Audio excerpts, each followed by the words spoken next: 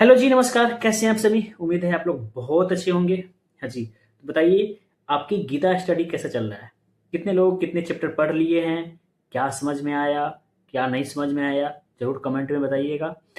और जो भी प्रॉब्लम है शेयर कीजिए, ज़रूर शेयर कीजिए। शेयर कीजिएगा तभी कुछ हो पाएगा। जैसे अर्जुन ने शेयर किए सारे चीज़ कहानी कृष्ण से, तो फिर उनकी हल हो गई। हम ये नहीं बोलते हैं कि आपकी समस्या को हल कर देंगे, बट जो भी है आपको कुछ ना कुछ तो मिलेगा, ज़रूर मिलेगा, ऐसी बात भी नहीं है।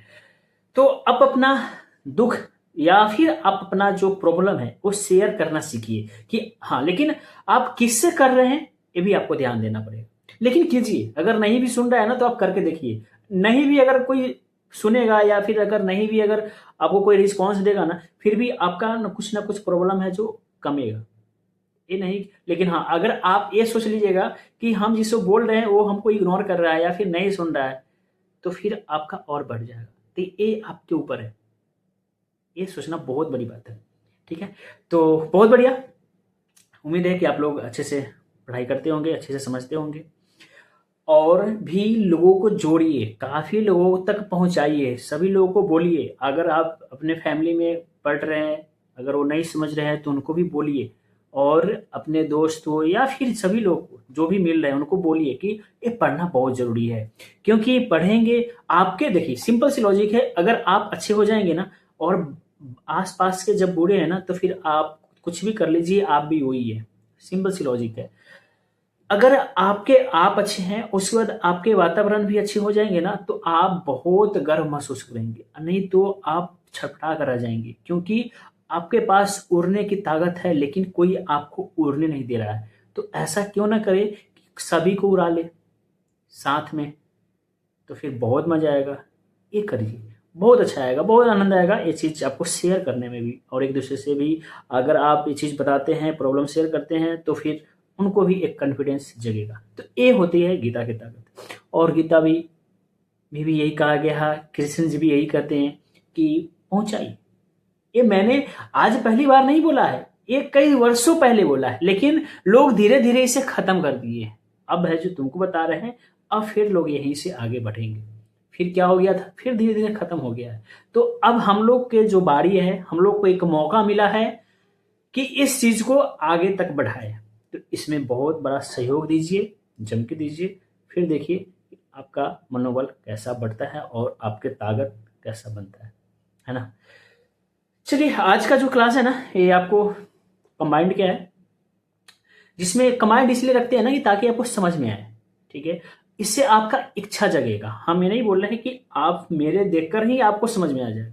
नहीं, आपको इच्छा जगेगा कि ये कैसे हुआ, ये क्यों है, ये क्यों है, ये क्या है, वो क्या है। अगर आप काफ़ी पहले भी हमें हुआ था कि जब हम बुक निकाले थे ना तो हमको समझ नहीं आया था कि ये श्लोक है, फिर ये क्या है, समझ नहीं आ रहा था।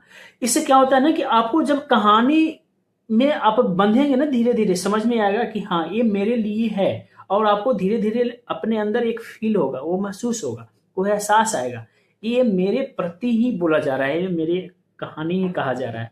और गीता में भी एक ऐसा ताकत है कि हर सिचुएशन को यह एब्ज़ॉर्ब करता है। मतलब कि हर श्लोक में आपको लगेगा कि यह मेरे प्रति ही है, तो इसमें ये ताकत है। तो उस चीज़ को आप महसूस करिए, ठीक है? और आप जब महसूस करेंगे ना तो फिर आपके अंदर रुचि जागेगा। फिर उसके बाद आप है जो पढ़ने का भी आपको रुचि जग जाएगा। जब फिर आप पढ़ना स्टार्ट कर देंगे तो फिर आपका कॉन्फिडेंस यहाँ से वहाँ चला जाएगा। समझ रहे हैं? तो ज़रूर कॉन्फिडेंस बढ़ाइए। इसीलिए कंबाइंड करके चल रहे हैं, ठीक है? जब ये सत्र खत्म हो जाएगा ना तो फिर इसके और छोटे-छोटे करेंगे, फिर उसके बाद और छोटे-छोटे करके फिर सिंगल श्लोक पे आएँगे। तब मज़ा आएगा समझने में। तो आज का जो सत्र है आपको 6 नंबर सत्र और अध्याय 1 श्लोक आपका आज रहेगा ज़्यादा, 24 से 35 तक 11 श्लोक के एक पूरा कंबाइंड, जिसमें आपको एक करुणा समझ में आएगा कि करुणा क्या है ना? काफ़ी लोग समझते हैं कि करुणा क्या होता है, लेकिन आपके अंदर करुणा है या नहीं है, ये आपको पता चलेगा। जब सामने वाला आपको नहीं समझ रहा है कि यह अपने हैं और आप बस यही समझ रहे हैं कि ये अपने हैं, यही करुणा होता है। और करुणा को लाना बहुत ज़रूरी है, क्योंकि करुणा रहेगा ना तो फिर आप कुछ कर सकते हैं, नहीं है तो फिर आप नहीं कुछ कर सकते। मतलब कि आप नाश्वर हैं, आप में वो शक्ति नहीं है, आपके पास गलत शक्ति है। समझ रहे? तो ये होता ही करुणा। तो आपको ये पूरे के पूरे चैप्टर, मतलब कि आज का जो सत्र है इसी पे है, करुणा पे ही, ताकि यहाँ पे अर्जुन पूरे करुणा से मोहग्रस्त हो जाते हैं और हिम्मत हार कर बैठ जाते हैं। हे श्री कृष्ण, इस रथ को आप युद्ध के बीच में लेकर चलिए और हमें देखने दीजिए कि दोनों तरफ कौन है, कौन कौन है, किसके साथ है, कौन कितना पावर में है, कितना ताकतवर है और कौन किसके विरुद्ध में है, ये हमें देखने दीजिए।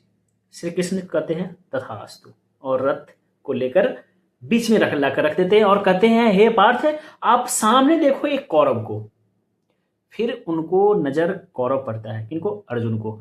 और जब देखते हैं कि ये तो अपने हैं, ओ गॉड, अब क्या करें, ये तो सारे के आप सारे अपने हैं, चाचा है, ताऊ है, फूफा है, मामा है, ससुर है, गुरु है, सब तो अपने हैं, अब किनके साथ हम युद्ध करें? अब ये देख कर ना उनका सर चकराने लगता है और फिर उनका शरीर कांपने लगता है, और जब कुछ समझ में नहीं आता है ना तो हार कर पीछे बैठ जाते हैं, उनका हाथ से धनुष भी गिर जाता है और श्री कृष्ण को कहते हैं कि ये हमसे नहीं हो पाएगा।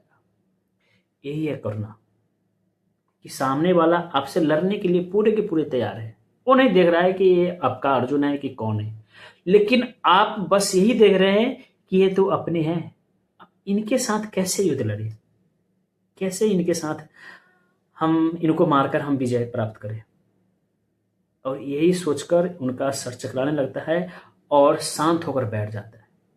और ये सत्य है, हम लोग के पास भी होता है, जब आप युद्ध लड़ते हैं ना तो ये युद्ध नहीं कीजिए पूरा के पूरे गोली बंदूक या फिर तीर के साथ होता है, ये भी होता है, ऐसी बात नहीं है, लेकिन कभी कभी छोटे छोटे होते हैं, ऐसा पॉइंट होते हैं ना जहाँ पे आपको लगता है कि हम तो इसे अपना मानते हैं, आप तो इसे अपना समझते हैं, लेकिन यह हमें एक दुश्मन की तरह देख रहा है, यह हम पे उस तरह देख रहा है जिस तरह से हम नहीं देख रहे हैं, हमें अपना नहीं मान रहा है, ये हमें पराया समझ रहा है। लेकिन आप क्या करते हैं, आप उसे अभी भी अपना मानते रह रहे हैं, लेकिन आप उसके प्रति एक भी शब्द विरोध नहीं कर पाते और वहां पे आप लाचार होकर बैठ जाते हैं। यह हर किसी के पास होता है, इसी को बोलते हैं करुणा।